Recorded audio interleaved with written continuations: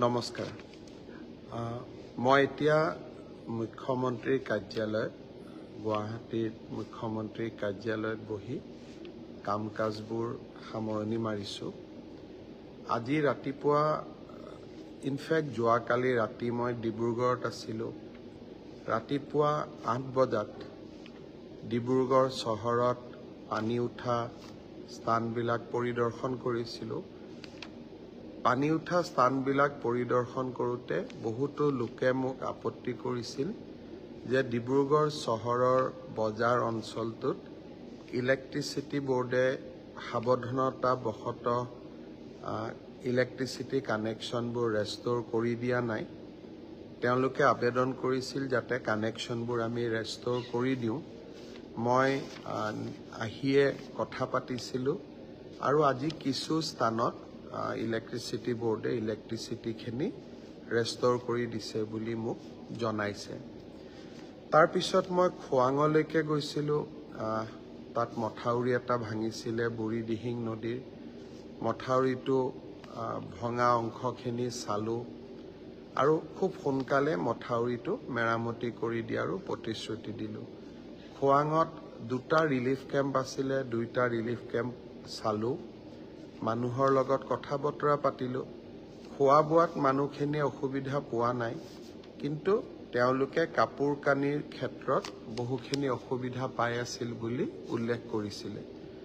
মই ডিচিক কৈছিলোঁ যে কেম্পত থকা মানুহখিনিক আমি যদি ইমিডিয়েটলি কাপোৰ দিব লাগে কিমান টকাৰ প্ৰয়োজন হ'ব। মই গুৱাহাটীলৈ ঘূৰি অহাৰ পিছত উপায়ুক্ত মহোদয়ে মোক জনালে যে 1.5 লাখ টকা হ'লে কাপোৰ কানি মানুহখিনিক দিব পৰা যাব। মই ততাতয়াকৈ মুখ্যমন্ত্ৰী সাহায্য পুঁজিৰ পৰা টকাখিনি পঠিয়াই দিলোঁ। আশা কৰিছোঁ অহাকালি খোৱাঙৰ ৰিলিফ কেম্পৰ থকা মানুহখিনিয়ে পিন্ধিবলৈ কাপোৰ পাব আৰু মই বিধায়ক চক্ৰ গগৈকো অনুৰোধ কৰি আহিছোঁ যাতে আৰু কিবা লাগিলে আমি যাতে সহায় কৰি দিব পাৰোঁ।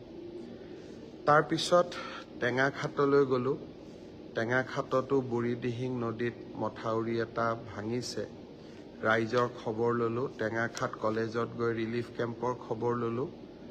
টেঙাখাটতো ৰাইজে মোক অভিযোগ দিছিল যে জিলা কৰ্তৃপক্ষই পানীৰ যোগান ধৰা নাই। মই ডিচিক তাতে কৈ আহিছিলোঁ যে টেংকাৰৰ ব্যৱস্থা কৰিবৰ কাৰণে, আৰু বাইদেউ এগৰাকীৰ ফোন নম্বৰ লৈ আহিছিলোঁ যে ৰাতি মই ফোন কৰি সুধিম টেংকাৰখন আহি পালে নে নাই। অলপ আগতে বাইদেউগৰাকীক মই ফোন কৰিছিলোঁ।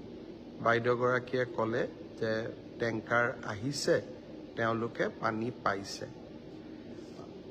আমি টেঙাখাটৰ মথাউৰিটো যিমান সোনকালে পাৰোঁ আমি নিৰ্মাণ কৰি দিম, বনাই দিম, যাতে মানুহখিনিয়ে কষ্ট ভোগ কৰিব নালাগে।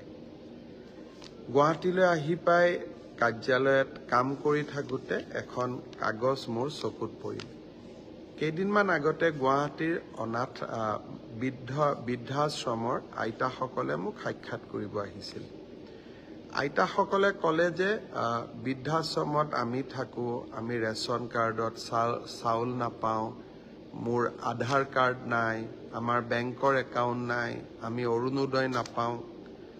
মই কথাখিনি কৈ থাকোঁতেই মোৰ মনত এটা চিন্তা হৈছিলে যে এটা বৃদ্ধাশ্ৰমৰ আইতাসকলৰ যদি এইখিনি অভিযোগ আছে, তেতিয়াহ'লে গুৱাহাটীৰ আন বৃদ্ধাশ্ৰমত থকা আইতাসকলৰো ইমানেই অভিযোগ থাকিব। কামৰূপ জিলাৰ উপায়ুক্তক মই তদন্ত কৰিব দিছিলোঁ যে কিমান বৃদ্ধাশ্ৰমৰ থকা আইতাসকলৰ বেংক একাউণ্ট নাই, অৰুণোদয় নাই, ৰেচন কাৰ্ড নাই। এটা খবৰ লওক যাতে আমি গোটেই মানুহখিনিক একেলগে সহায় কৰি দিব পাৰোঁ। ডিচিয়ে মোক এটা ৰিপৰ্ট দিলে। ডিচিয়ে ক'লে যে কামৰূপ জিলাত মহানগৰ জিলাত 107 গৰাকী এনেকুৱা মহিলা বা বৃদ্ধা আছে, আই মাতৃ আছে, যাৰ আধাৰ কাৰ্ড আছে, আৰু 186 গৰাকী বৃদ্ধা আইতাৰ আধাৰ কাৰ্ড নাই। ৰেচন কাৰ্ডৰ কথা সুধিলোঁ। মাত্ৰ 26 গৰাকী আইতাৰ ৰেচন কাৰ্ড আছে, 267 গৰাকী আইতাৰ ৰেচন কাৰ্ড নাই। তাৰপিছত আমি সুধিছিলোঁ যে আয়ুষ্মান ভাৰতৰ কাৰ্ড আছে নে নাই। ডিচিয়ে মোক জনালে যে 10 গৰাকী আইতাৰ আয়ুষ্মান ভাৰতৰ কাৰ্ড আছে, 283 গৰাকী আইতাৰ আয়ুষ্মান ভাৰতৰ কাৰ্ড নাই। তাৰপিছত মই সুধিছিলোঁ অৰুণোদয় পায় নে নাপায়। ডিচিয়ে মোক জনালে যে 23 গৰাকী আইতাই অৰুণোদয় পায় আৰু 269 গৰাকী আইতাই অৰুণোদয় নাপায়। তাৰপিছত মই সুধিছিলোঁ বেংক একাউণ্টৰ কিমান আছে। ডিচিয়ে মোক খবৰ দিলে যে 62 গৰাকী আইতাৰ বেংক একাউণ্ট আছে আৰু 231 গৰাকী আইতাৰ বেংক একাউণ্ট নাই। যদি গুৱাহাটীৰ বৃদ্ধাশ্ৰমত থকা আইতাসকলৰ বেংক একাউণ্ট নাই, আধাৰ কাৰ্ড নাই, আয়ুষ্মান ভাৰতৰ কাৰ্ড নাই, তেতিয়াহ'লে ৰাজ্যৰ আন বৃদ্ধাশ্ৰমত থকা আইতাসকলৰ একেই অৱস্থা হ'ব। গুৱাহাটীৰ সমস্যাখিনি Aadhaar card, bank account, Arunodoi, ration card 30 দিনৰ ভিতৰত মই গোটেইখিনি সুবিধা কৰি দিবলৈ জিলা উপায়ুক্তগৰাকীক লগে লগে কৈছোঁ আৰু মই নিশ্চিত যে হৈ যাব। সদাশয় বাকী লোকসকলেও বা বাকী আমাৰ বিধায়কসকলে, মন্ত্ৰীসকলে বা আমাৰ উপায়ুক্তসকলে যদি নিজ নিজ জিলাত থকা আন বৃদ্ধাশ্ৰমতো আইতাসকলৰ অৰুণোদয় আছেনে নাই, ৰেচন কাৰ্ড আছেনে নাই, বেংক একাউণ্ট আছেনে নাই, আধাৰ কাৰ্ড আছেনে নাই যদি খবৰ কৰে, তেতিয়াহ'লে তাতো আইতাসকল উপকৃত হ'ব। আৰু ময়ো প্ৰত্যেকজন ডিচিক ইতিমধ্যে খবৰ পঠাইছোঁ যে তেওঁলোকে যাতে নিজেই বৃদ্ধাশ্ৰমসমূহত খবৰ লৈ আইতাসকলক এই সুবিধাখিনি কৰি দিয়ে। আজিলৈ ইমানেই।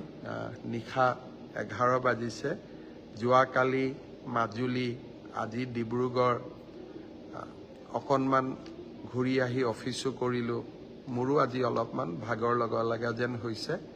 তথাপিতো মই ভাবোঁ যে বানপানীত আক্ৰান্ত মানুহখিনিক আমি মন্ত্ৰী, বিধায়ক, মুখ্যমন্ত্ৰী, চৰকাৰী বিষয়া আমি যদি কেম্পে কেম্পে ঘূৰি থাকোঁ, তেতিয়াহ'লে মানুহখিনিৰ বহুবিলাক অসুবিধা দূৰ হ'ব পাৰে।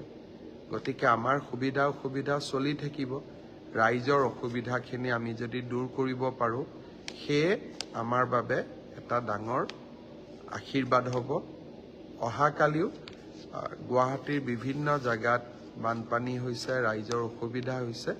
অহাকালি মহানগৰীত যিখিনি বানপানীৰ সময়ত কাৰণে সমস্যা হৈছে, তাৰ সমাধানৰ বাবে এখন মিটিঙো মাতিছোঁ আৰু 2-এটা জেগাত মই যাবৰ বাবেও চেষ্টা কৰিম।